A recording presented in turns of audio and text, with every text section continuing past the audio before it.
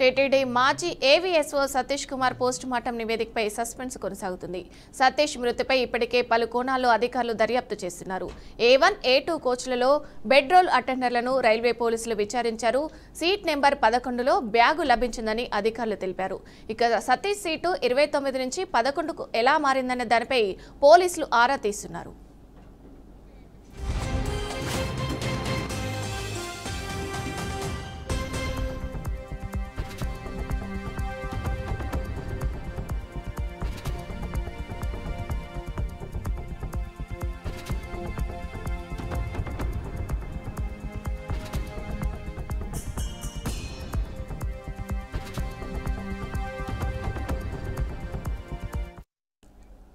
TTD మాజీ AVSO Satish Kumar post mortem నివేదికపై suspense కొనసాగుతుంది.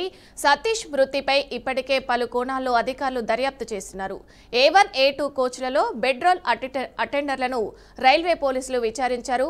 సీట్ నెంబర్ 11లో బ్యాగు లభించిందని అధికారులు తెలిపారు.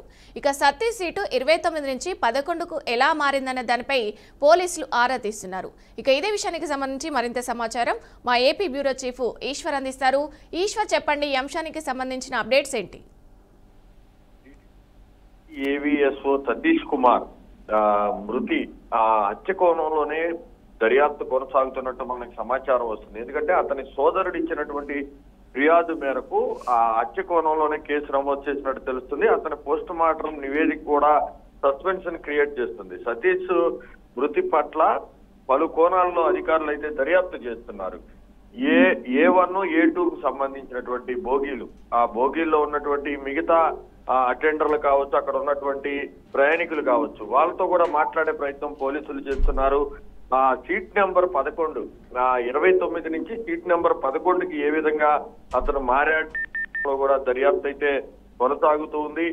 అతను సీట్ నెంబర్ 29 నుంచి 11కు ఎందుకు మారాడనే దాని మీదే లోతైన దర్యాప్తు కూడా చేస్తున్నారు. మరోవైపు అతను చనిపోయినటువంటి తీరుతెన్నులు కావచ్చు, మృతి చెందిన ప్రాంతం కావచ్చు, అక్కడే అతని మొబైల్ ఫోన్ నెంబర్ పక్కనే ఎందుకున్నది, ఒకవేళ కింద పడిపోతే అది దూరంగా పడాల్సిన పరిస్థితి ఉంటుంది కాబట్టి దానికి సంబంధించినటువంటి డీటెయిల్స్ కూడా లోతైన దర్యాప్తు చేస్తున్నట్టు కూడా మనకు సమాచారం వస్తుంది.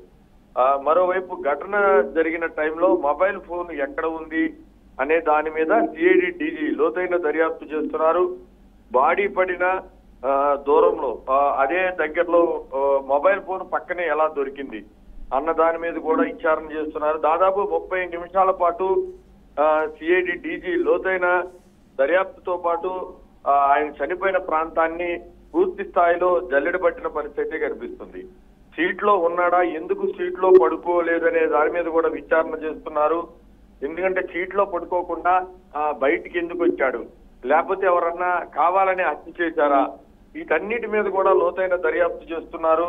రైల్వే డివిజన్ లో ఉన్న భద్రతా మండలి కార్యాలయంలో విచారణ చేపట్టినటువంటి పోలీసులు ప్రాథమికంగా కూడా కొన్ని ఎవిడెన్స్ ని సేకరించినట్టు కూడా మనకు సమాచారం వస్తుంది. రాయలసీమ ఎక్స్ప్రెస్ లో సతీష్ కుమార్ ప్రయాణిస్తున్నటువంటి కోచ్ లో ఎవరెవరు ప్రయాణించారు, ఆ వివరాలు ఏంటనే కోణంలో కూడా లోతైన విచారణ చేస్తున్నారు. అతని సోదరుడు ఇచ్చినటువంటి ఫిర్యాదు మేరకు హత్యగానే దీన్ని నమోదు చేసుకునే అవకాశం అయితే కనిపిస్తుంది. హత్య కోణంలోనే దీని మీద విచారణ కూడా చేస్తున్నట్టు కూడా మనకు సమాచారం వస్తుంది. అయితే ఈశ్వర్, ఈ హత్య వెనక ఎవరున్నారని కూడా పోలీసులు ఎవరి మీద ఒకరి మీద అనుమానం వ్యక్తం చేస్తారు కదా, ఆ అనుమానం అనేది ఏ విధంగా వ్యక్తం అవుతుంది, ఎవరిపైన వ్యక్తం చేస్తున్నారు పోలీసులు?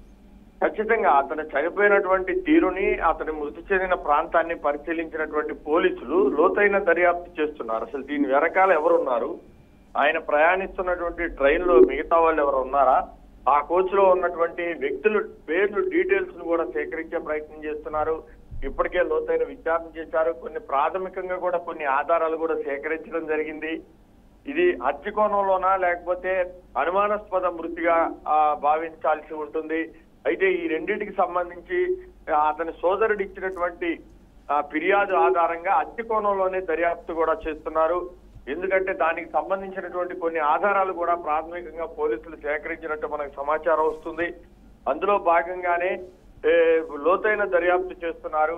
అసలు ఆ బోగీలో ఎవరెవరు ఉన్నారు, అతనితో పాటు ఎవరెవరు ప్రయాణించారు, దాంట్లో ఎవరన్నా అనుమానిత వ్యక్తులు ఉన్నారా, ఉంటే వాళ్ళకి వీళ్ళకి లింక్ ఏంటి అనే కోణంలో కూడా దర్యాప్తు జరుగుతుంది. Right, thank you Eshwar.